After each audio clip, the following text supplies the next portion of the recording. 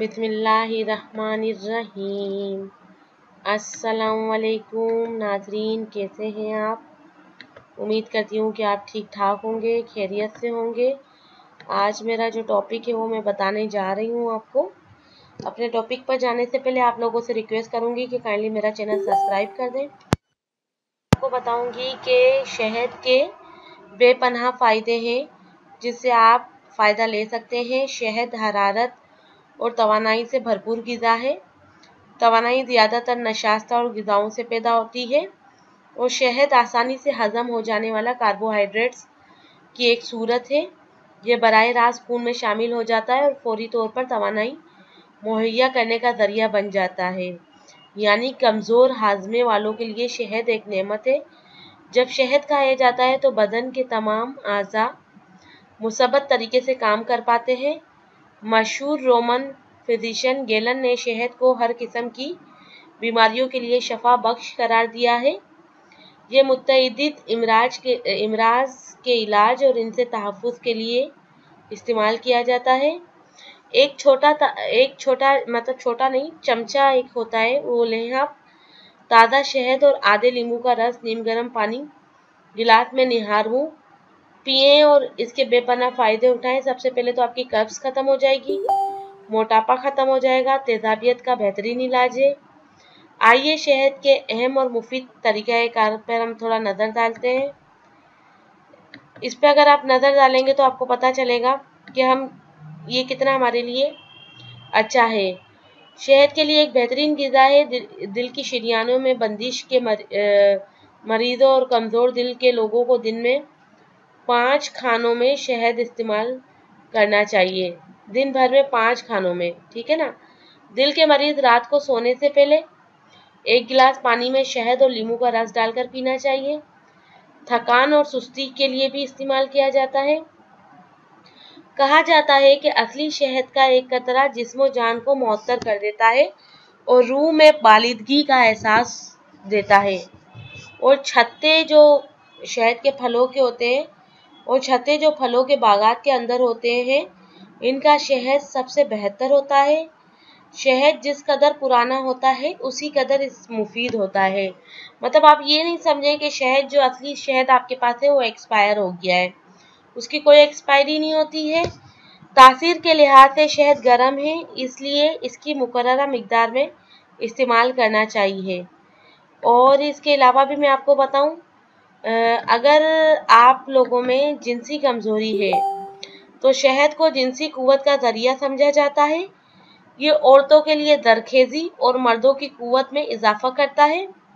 इसके अलावा पुराने ज़माने में लोग समझते थे कि इसका एक घूंट जवानी का एहसास पैदा करता है। इस मकसद के लिए एक हिस्सा शहद को 3 हिस्सों में मिलाकर हल्की आंच पर उबालते हैं, यहाँ तक कि वो 2/3 पानी में बाकी रह जाता है। ये मशरूब भरपूर ताकत के लिए मौसर समझा जाता है। नींद ना आना, अगर आपको नींद नहीं आती है, नींद ना आने के आर्जे में शहद का इस्तेमाल मददगार साबित होता है। गहरी नींद लाने में ये मददगार साबित होता है। इसे पानी में डालकर बिस्तर पर जाने से पहले पीना चाहिए और इसकी एक मिकदार एक बड़े कप में 2 चाय के चम्मच शहद है, ठीक है। ये आप डालेंगे तो आपकी जो है आपको एक नई अपनी सेहत मालूम होगी। इसके अलावा खराश वाली खांसी, शहद खराश वाली खांसी का भी उम्दा इलाज करता है।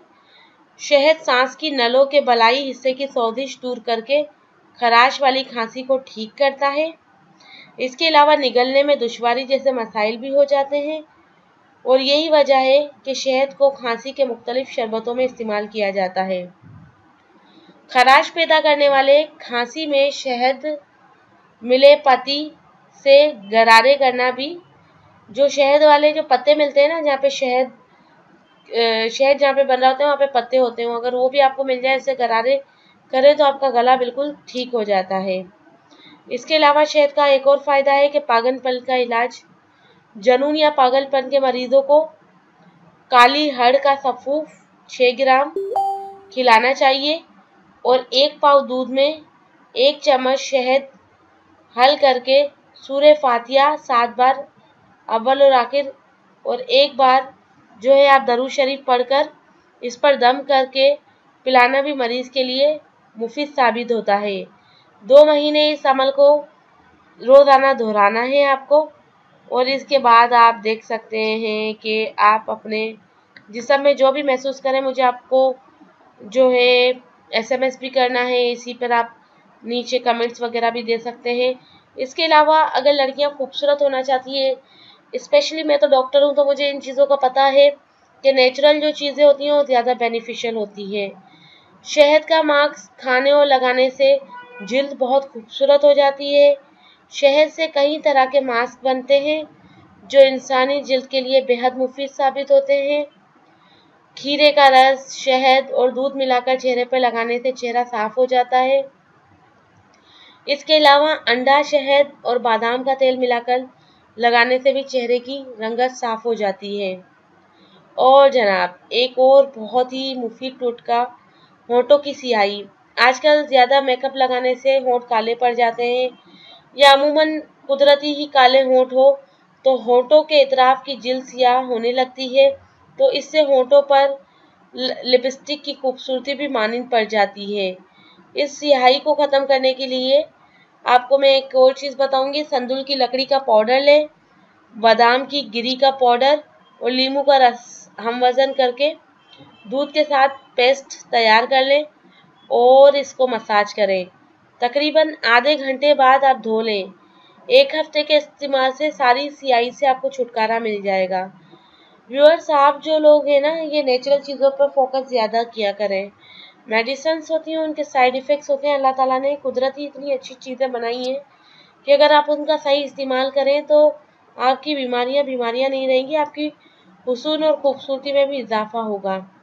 अल्लाह ताला ने शहद में हर बीमारी के लिए शिफा रखी है, बस कामिल यकीन की ज़रूरत है। बताए गए सब नुस्खे आजमूदा और निहायत ही सस्ते हैं, उनकी कोई फ़ीस नहीं है। और आप लोग जो है, उम्मीद करती हूँ कि आपको ये समझ में आया होगा। और अब मेरे चैनल को आप प्लीज़ काइंडली सब्सक्राइब कर दें, और सब्सक्राइब करने के बाद जो है आप लोग लाइक करना नहीं भूलिएगा। कमेंट्स करके आप, मैं वैसे भी डॉक्टर हूँ, आप मुझसे कोई भी सवाल जवाब पूछ सकते हैं। Thank you. अल्लाह हाफ़िज़।